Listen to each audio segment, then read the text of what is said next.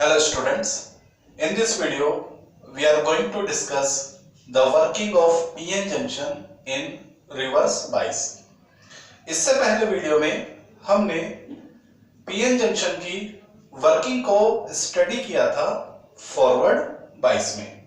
अगर वो कंसेप्ट आपको क्लियर है प्यारे बच्चों, तो ये कंसेप्ट आपको इजीली क्लियर हो जाएगा। बस इसमें थोड़े से एक दो पॉइंट में डिफरेंस है, बाकी ये कंसेप्ट बिल्कुल उसके जैसे ही है। तो आइए डिस्कस करते हैं पीएन जंक्शन की वर्किंग रिवर्स बाइस में। तो देखिए इसमें हमारे पास पीएन जंक्शन, पी में होल्स मेजॉरिटी में होते हैं, एन में इलेक्ट्रॉन मेजॉरिटी में होते हैं, और पीएन जंक्शन में हमारे पास एक डिप्लीशन रीजन होता है जिसमें कोई भी चार्ज कैरियर नहीं होता है। डिप्लीशन रीजन में डिप्लीशन रीजन का एक पोटेंशियल बैरियर होता है। एन टाइप में पॉजिटिव वैल्यू होती है उसकी, और पी टाइप की तरफ उसकी निगेटिव वैल्यू होती है। तो जो पोटेंशियल बैरियर होता है, एक्चुअली पोटेंशियल की जो डायरेक्शन होती है वो प्लस से माइनस होती है। तो ये जो पोटेंशियल बैरियर है, इसकी जो डायरेक्शन होगी वो ये डायरेक्शन होगी, प्लस से माइनस की तरफ। ओके, अब हमने क्या किया, हमने पी एन को कौन सी बाइसिंग देनी है, रिवर्स बाइसिंग देनी है। तो पहले जरा इस पोटेंशियल बैरियर को समझ लीजिए। तो हम क्या करते हैं, ऐसी एक ये लाइन ड्रॉ करते हैं। हम क्या करते हैं, ये जो लाइन है, इस लाइन को हम मान लेते हैं V not is equal to 0। मान लीजिए ये लाइन क्या रिप्रेजेंट करेगा, पोटेंशियल बैरियर की जीरो वैल्यू को रिप्रेजेंट करेगा। ये जो लाइन है V नॉट यानी पोटेंशियल बैरियर की जीरो वैल्यू को रिप्रेजेंट करेगा। तो पॉजिटिव वैल्यू यानी जीरो से ऊपर क्या होगी, पॉजिटिव वैल्यू, और जीरो से नीचे क्या होगी, उतनी ही निगेटिव वैल्यू। तो यानी ये लाइन किसको रिप्रेजेंट करेगा, V नॉट प्लस को, और ये लाइन किसको रिप्रेजेंट करेगा, पोटेंशियल बैरियर की निगेटिव वैल्यू को। ये पोटेंशियल बैरियर की जीरो वैल्यू, तो ये निगेटिव वैल्यू, और ये क्या होगी, पॉजिटिव वैल्यू। क्या ये बात समझ में आ गई? ओके, तो हम क्या कर देते हैं, ये क्लियर हो गया। ओके, अब हम क्या करेंगे, यहां पर हम एक बैटरी अप्लाई करते हैं। मान लीजिए हमने यहां पर बैटरी अप्लाई किया, तो हमें कैसी बाइसिंग देनी है, हमें रिवर्स बाइसिंग देनी है। रिवर्स बाइसिंग के लिए P को बैटरी के निगेटिव से और N को बैटरी के पॉजिटिव से क्या कर देते हैं, कनेक्ट कर देते हैं। मान लीजिए हमने V वोल्टेज की बैटरी को अप्लाई किया, तो देखिए इस निगेटिव की वजह से यहां पर कैसी पोलैरिटी आ जाएगी, निगेटिव पोलैरिटी आ जाएगी, और इस प्लस की वजह से यहां पर उतनी ही प्लस पोलैरिटी आ जाएगा। क्या ये बात समझ में आ गई? ओके, अब जरा ध्यान देना, ये निगेटिव ये पॉजिटिव, तो इस वोल्टेज की डायरेक्शन कहां होगी, हमने आपको बताया था वोल्टेज की डायरेक्शन प्लस से माइनस की ओर होगी। तो ये जो V है इसकी डायरेक्शन भी क्या हो जाएगी, ये हो जाएगी प्लस से माइनस की तरफ। तो देखिए फॉरवर्ड बाइस में V क्या था, V नॉट क्या पॉजिटिव था, लेकिन रिवर्स बाइस में V क्या हो जाएगा, इसके पैरेलल हो जाएगा। तो यानी V नॉट में V क्या हो जाएगा, प्लस हो जाएगा। जो अप्लाइड वोल्टेज है वो पोटेंशियल बैरियर के साथ क्या हो जाएगा, ऐड हो जाएगा। यानी आप जो भी वैल्यू इसको दोगे, बैटरी की जो भी वैल्यू दोगे, वो वैल्यू पोटेंशियल बैरियर के साथ क्या हो जाएगी, ऐड हो जाएगी। तो यानी रिवर्स बाइस में पोटेंशियल बैरियर की वैल्यू क्या होती है, बढ़ती है। तो सबसे पहला पॉइंट, जैसे ही आप पीएन जंक्शन को बैटरी से कनेक्ट करेंगे रिवर्स बाइस में, तो बैटरी की वो वैल्यू इस पीएन जंक्शन के पोटेंशियल बैरियर के साथ क्या हो जाएगी, ऐड हो जाती है, यानी पोटेंशियल बैरियर की वैल्यू बढ़ जाती है। तो फर्स्ट पॉइंट क्या बनेगा, इन रिवर्स बाइस in reverse bias, the potential barrier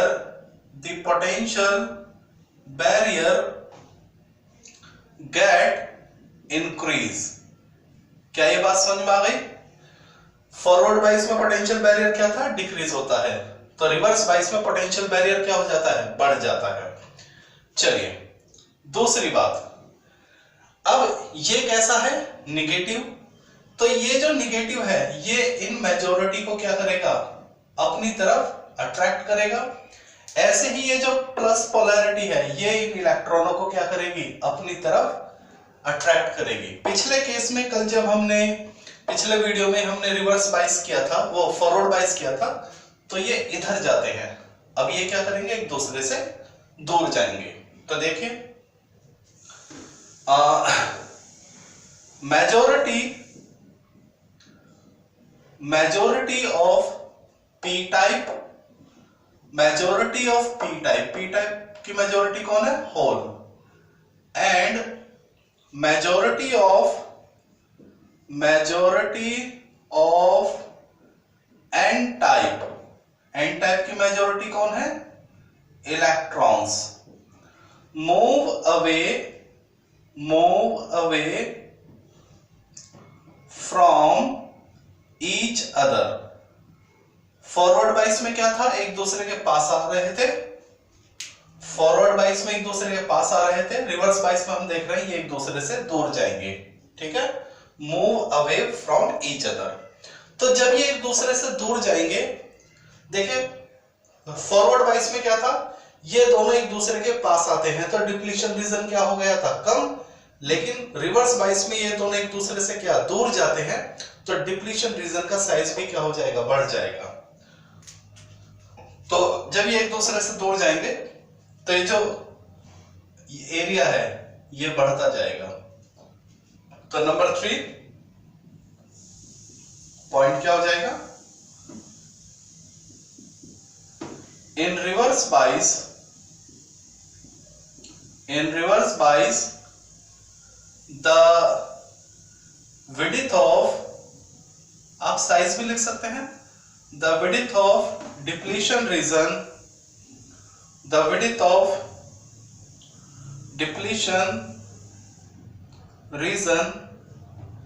get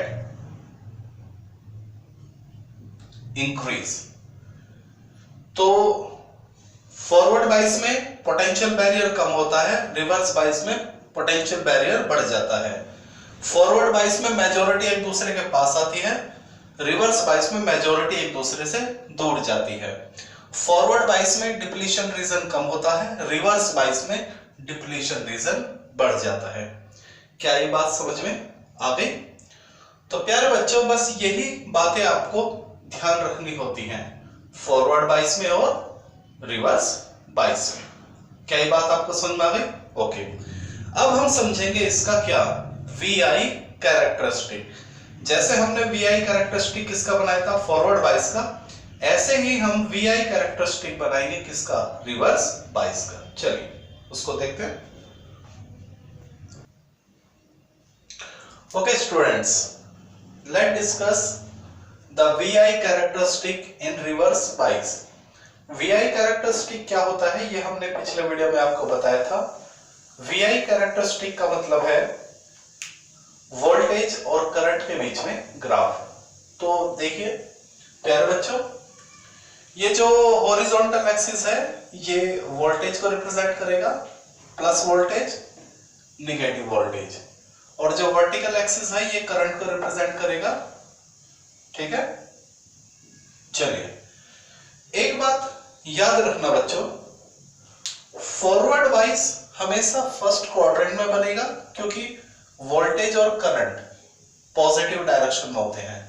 लेकिन रिवर्स बाइस का जो कैरेक्टरिस्टिक है वो हमेशा थर्ड क्वाड्रेंट में बनता है क्योंकि वोल्टेज की पोलैरिटी क्या हो जाती है? रिवर्स हो जाती है और करंट की डायरेक्शन भी क्या हो जाती है? अपोजिट। तो ये याद रखेंगे, फॉरवर्ड बाइस का ग्राफ हमेशा फर्स्ट क्वाड्रेंट में और रिवर्स बाइस का ग्राफ हमेशा थर्ड क्वाड्रेंट में बनेगा। चलिए अब हम इसका जो ग्राफ है उसको थोड़ा सा स्टडी करते हैं। देखिए प्यारे बच्चों, जैसे जैसे आप v की वैल्यू बढ़ाएंगे तो वो जो v की वैल्यू है वो पोटेंशियल बैरियर में क्या होती जाएगी, ऐड होती जाएगी और पोटेंशियल बैरियर की वैल्यू बढ़ती जाएगी। पोटेंशियल बैरियर की वैल्यू बढ़ेगी। अच्छा, ये जो मेजॉरिटी है ये एक दूसरे से दूर जाएंगे और डिप्लीशन रीजन का साइज क्या होता जाएगा, बढ़ता जाएगा। जैसे जैसे ये इधर खिसकेगा ये डिप्लीशन रीजन क्या होती जाएगी, इंक्रीज हो जाएगी। ये थोड़ा सा और इधर खिसकेंगे डिप्लीशन रीजन और इंक्रीज होती चली जाएगी। एक कंडीशन ऐसी आएगी कि ये जो होल हैं ये तो बैटरी के निगेटिव में चले जाएंगे और ये जो इलेक्ट्रॉन है ये बैटरी के प्लस में चले जाएंगे। तो ये होल्स बाहर निकल जाएंगे और ये इलेक्ट्रॉन भी बाहर निकल जाएंगे और ये जो डिप्लीशन रीजन है ये ऐसे ऐसे ऐसे खिसकते खिसकते बिल्कुल कोने में पहुंच जाएगी और ये डिप्लीशन रीजन भी ऐसे ऐसे बिल्कुल कोने में पहुंच जाएगी। यानी ये जो डिप्लीशन रीजन है ये पूरे पीएन जंक्शन को क्या कर लेगा, ऑक्यूपाई कर लेगा। ये डिप्लीशन रीजन इतना हो जाएगा कि ये पूरे उसको क्या कर लेगा, ऑक्यूपाई कर लेगा। ओके, अब आपको अगर पुरानी बातें याद हैं तो मैंने आपसे बताया था डिप्लीशन रीजन के अंदर क्या होता है। देखिए 3 बातें याद रखिए हमेशा। पी रीजन के अंदर क्या होता है, पी रीजन के अंदर जिन्होंने जब मैंने पीएन जंक्शन स्टार्ट कराया था तो उस वीडियो में मैंने आपको बताया था जो पी रीजन होता है उसके अंदर holes as a majority, electron as a minority और कोवैलेंट बॉन्ड होते हैं। ये 3 चीजें होती हैं। ऐसी एन रीजन में क्या होता है, उसमें भी 3 चीजें होती हैं, इलेक्ट्रॉन मेजॉरिटी में, होल्स माइनॉरिटी में और कोवैलेंट बॉन्ड। अब बात आती है डिप्लीशन रीजन में क्या होता है। तो एक्चुअली डिप्लीशन रीजन एक ऐसा रीजन होता है जिसमें कोई भी चार्ज कैरियर नहीं होता, ना तो इलेक्ट्रॉन ना होल्स, ना कोई मेजॉरिटी ना कोई माइनॉरिटी। लेकिन क्या इसका मतलब वहां कुछ नहीं होता? यस, वहां होता है कोवैलेंट बॉन्ड। कोवैलेंट बॉन्ड तो हर जगह होंगे, चाहे वो पी रीजन हो, चाहे वो एन रीजन हो, चाहे वो डिप्लीशन रीजन हो। तो जब ये डिप्लीशन रीजन पूरे पीएन जंक्शन को क्या कर लेगा, क्योंकि रिवर्स बाइस में हमने देखा पीएन जंक्शन का जो साइज है, पीएन जंक्शन का साइज धीरे धीरे क्या होता जाएगा, बढ़ता जाएगा और वो पूरे रिवर्स बाइस में जो डिप्लीशन रीजन है उसका साइज धीरे धीरे क्या होता जाएगा, बढ़ता जाएगा और वो पूरे पीएन जंक्शन को क्या कर लेगा, ऑक्यूपाई। तो अब ये पूरा डिप्लीशन रीजन है तो इसके अंदर क्या होगा, कोवैलेंट बॉन्ड होते हैं। डिप्लीशन रीजन में कुछ हो या ना हो, क्या होते हैं, कोवैलेंट बॉन्ड। ठीक है, चलिए। तो प्यारे बच्चों, शुरू में जब हम v की वैल्यू बढ़ाते हैं, ठीक है, हम धीरे धीरे ये v की वैल्यू बढ़ाते जाएंगे तो हमें थोड़ा सा क्या करंट मिलता है, थोड़ा सा हमें क्या मिलता है, करंट। ठीक है, लेकिन एक वोल्टेज ऐसी आती है जब डिप्लीशन रीजन पूरे पीएन जंक्शन में आ जाती है तो अगर हम वोल्टेज को और बढ़ाते हैं तो ये जो सारे कोवैलेंट बॉन्ड है ये क्या हो जाते हैं, टूट जाते हैं। और जैसे ये कोवैलेंट बॉन्ड टूटते हैं तो हमें एकदम बहुत ज्यादा क्या मिलता है, करंट मिलता है। क्योंकि कोवैलेंट बॉन्ड टूटते ही बहुत ज्यादा इलेक्ट्रॉन और होल्स क्या होते हैं, जनरेट हो जाते हैं और उनकी वजह से हमें क्या मिलता है, करंट। तो जिस वोल्टेज पर डिप्लीशन रीजन के सारे कोवैलेंट बॉन्ड टूट जाते हैं उसको बोलते हैं break down voltage, break down voltage. ठीक है, तो देखिए इसको कैसे समझेंगे, इसको इस डायग्राम की तो खैर अब जरूरत नहीं है। ठीक है, इसको समझ लीजिए।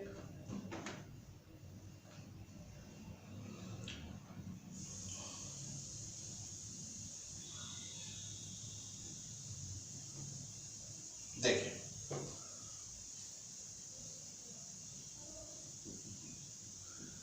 इन reverse bias the size of depletion region increase। Reverse bias में डिप्लीशन रीजन का साइज क्या होता है? इंक्रीज होता है। ठीक है, okay. At a certain voltage all the covalent bond of depletion region get break and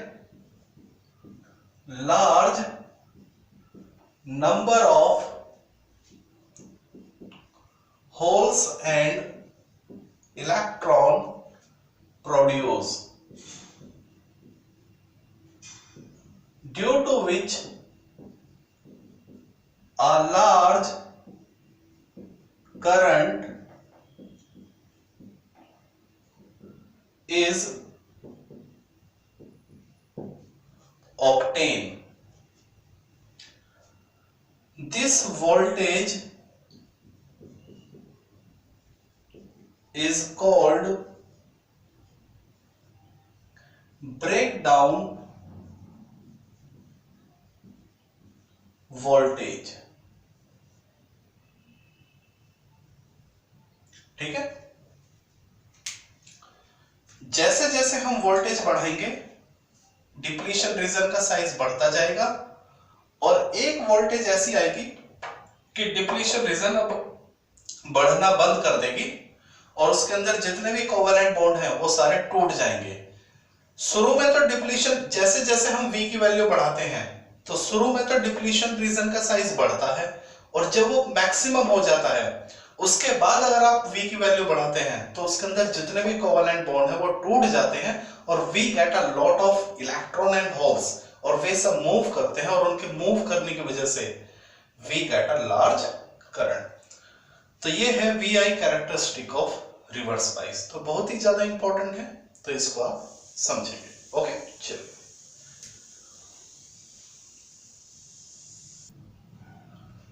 Okay students, now we have a solved example 14.4 of our NCERT.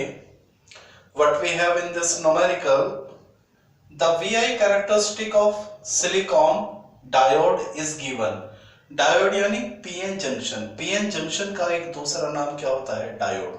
तो हमारे पास एक पीएन जंक्शन यानी डायोड है और वो किसका है? सिलिकॉन का बना हुआ है। शोन इन द फिगर, ये हमें है फॉरवर्ड बाइस गिवन है और रिवर्स बाइस। ठीक है, VI कैरेक्टरिस्टिक फॉरवर्ड बाइस का, VI कैरेक्टरिस्टिक रिवर्स बाइस का। हमने बताया था फॉरवर्ड बाइस का ग्राफ फर्स्ट क्वाड्रेंट में मिलता है और रिवर्स बाइस का जो ग्राफ है वो थर्ड क्वाड्रेंट में मिलता है। तो प्यारे बच्चों, आपको क्या पूछा गया है? Calculate the resistance. आपसे रेजिस्टेंस पूछा गया है जब करंट कितना है? 15 मिली एम्पियर। तो जब करंट की वैल्यू कितनी है? 15 मिली एम्पियर, तो उस वक्त आपसे क्या पूछा है? रेजिस्टेंस पूछा है। ओके, तो अगर आप ग्राफ को देखेंगे तो जब करंट कितना है 10 तो वोल्टेज कितनी है? 0.7 और जब करंट कितना है 20 तो वोल्टेज कितना है? 0.8। जबकि आपसे क्या पूछा गया है? 15 पे वैल्यू पूछी गई है। तो हम क्या करते हैं, इन दोनों का एवरेज ले लेते हैं। ठीक है, तो देखिए ए पार्ट करते हैं, उसके बाद फिर हम बी पार्ट करेंगे। समझ लीजिए, रेजिस्टेंस निकालने जा रहे हैं फॉरवर्ड बाइस में। तो पहले तो आप एक बात समझ लीजिए, ए पार्ट हम करने जा रहे हैं।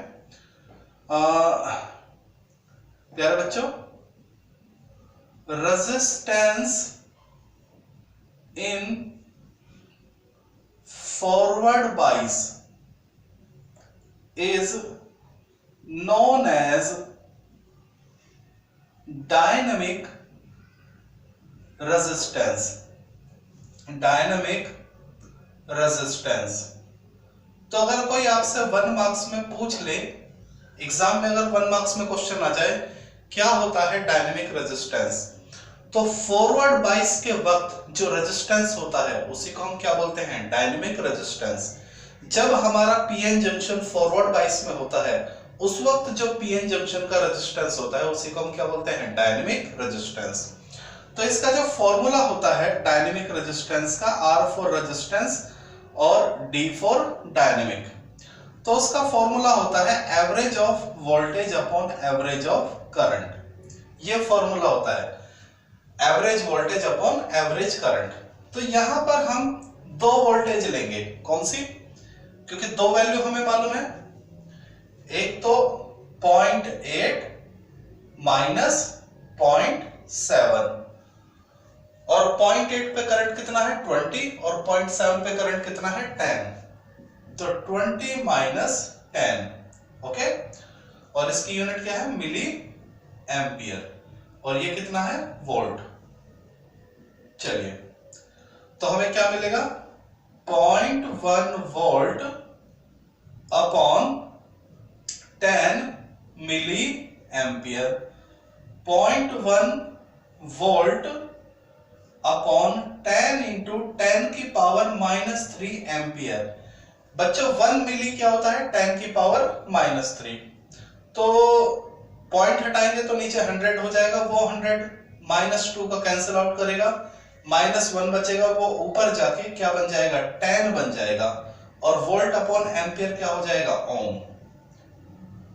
तो जो डायनामिक रेजिस्टेंस है वो क्या है, 10 ओम।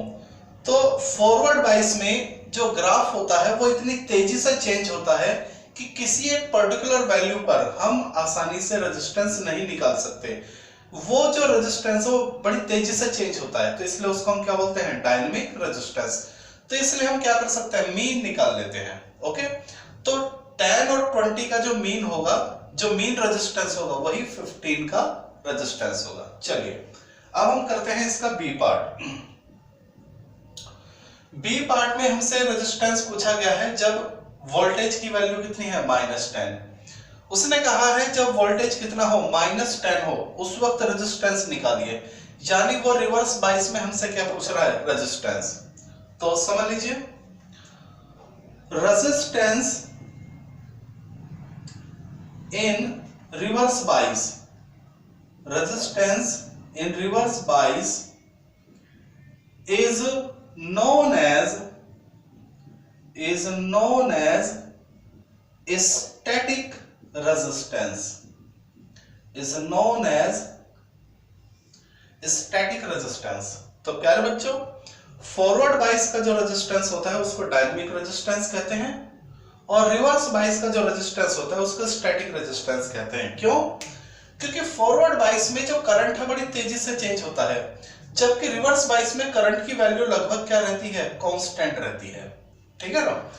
तो यहां जो R यानी रेजिस्टेंस और S यानी स्टैटिक, तो इसकी वैल्यू के लिए हमें मीन लेने की वैल्यू जरूरत नहीं पड़ेगी, तो हम सीधा यहां लिखते हैं V/I।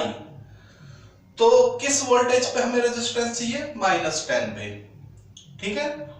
10 आपको सर माइनस क्यों नहीं लिखा, वो तो उसका नेचर बताता है, रिवर्स डायरेक्शन में, अपोजिट डायरेक्शन में, ठीक है ना। चलिए, और जब वोल्टेज की वैल्यू 10 है तो उस वक्त करंट कितना है, 1 micro ampere, 1 micro ampere, 10 volt. तो 10 अपॉन माइक्रो कितना होता है प्यारे बच्चों, माइक्रो होता है 10 की पावर -6, ठीक है। वोल्ट अपॉन एम्पियर क्या हो जाएगा, ओम। तो ये 10 की पावर -6 ऊपर जाएगा तो ये हो जाएगा 10 की पावर 7 ओम।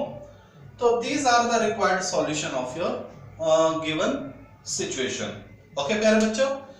तो एनसीईआरटी का क्वेश्चन है, एक दो बार बोर्ड में आ चुका है। तो डायनामिक रेजिस्टेंस क्या होता है, स्टैटिक रेजिस्टेंस क्या होता है, ये आप समझेंगे, और बाकी क्वेश्चन तो खैर बहुत ही इजी है, रिपीट हो सकता है आपके एग्जाम में, ओके। चलिए।